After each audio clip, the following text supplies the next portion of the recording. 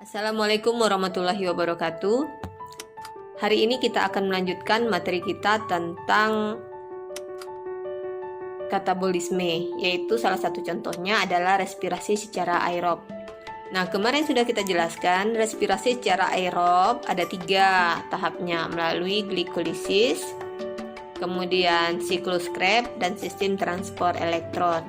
Nah, terakhir di pertemuan sebelumnya, hasil dari glikolisis yaitu 2 asam piruvat, 2 NADH, dan 2 ATP yang dihasilkannya.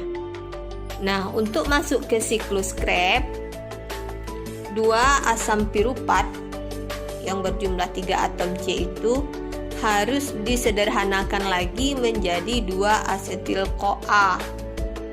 Nah, 2 asetil-CoA. Proses transformasi piruvat menjadi asetil-CoA ini disebut dengan dekarboksilasi oksidatif, yaitu reaksi transisinya. Baiklah, kita lanjutkan ya. Untuk transformasi piruvat menjadi asetil-CoA, yaitu proses mengubah 3 atom C pada asam piruvat menjadi 2 atom C yang disebut dengan asetil-CoA. Nah, setelah proses dekarboksilasi ini selesai, maka baru bisa masuk ke siklus Krebs. Nah, di siklus Krebs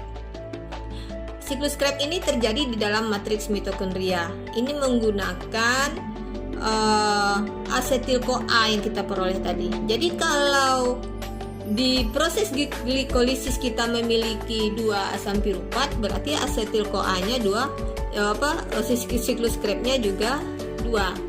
Nah, kita lihat satu tahapnya untuk siklus Krebs. Ini asetil-CoA yang kita ambil dari dekarboksilasi tadi. Asetil-CoA masuk ke siklus Krebs dengan menggunakan H2O menghasilkan HS koenzim A. Ya, HS koenzim A. Kemudian masuk ke siklus Krebs C6 menggunakan asam sitrat menjadi isositrat.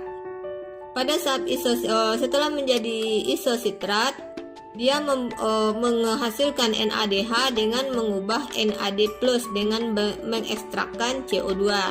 Jadi sudah mulai menghasilkan CO2. Setelah itu C-nya karena sudah mengekstrakkan CO2 sudah mengeluarkan 1 atom C, sehingga C-nya berubah menjadi 5. Nah, sudah menjadi 5. Hasil siklus di siklus Krebs tahap berikutnya, alfa yang C5 tadi disebut dengan alfa kletoglutarat. Nah, alfa kletoglutarat ini mengubah NAD+ menjadi NADH, juga menghasilkan CO2. Berarti berkurang lagi C-nya 1. Nah, tinggal 4 atom C yang disebut dengan suksinil koenzim A. Kemudian suksinil koenzim A ini mengubah GDP menjadi GTP. Nah, GTP ini akan mengubah GDP lagi dengan mengeluarkan ATP, mengubah ADP menjadi ATP. Di sini akan menghasilkan fosfat PO4 ini. Jadi perubahan dari tahap suksinil koenzim A menjadi suksinat, GDP berubah menjadi membentuk GTP dengan bantuan fosfat. Maka kadang-kadang napas kita ada yang bau. Nah, kemudian di suksinat ini memiliki 4 atom C. Pada tahap berikutnya dia akan membentuk FADH2 dengan mengubah FAD sehingga menjadi fumarat. Fumarat dengan atom 4C ini membutuhkan H2O. Nah, membutuhkan H2O membentuk malat. malat akan mengubah NAD+ menjadi NADH sehingga membentuk oksaloasetat.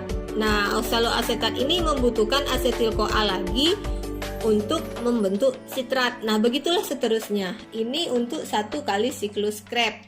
Jadi, dalam 1 kali siklus Krebs ada 6 NADH yang beri bentuk. Di mana tuh? Di sini 1, kemudian ini 2, dan ini 3.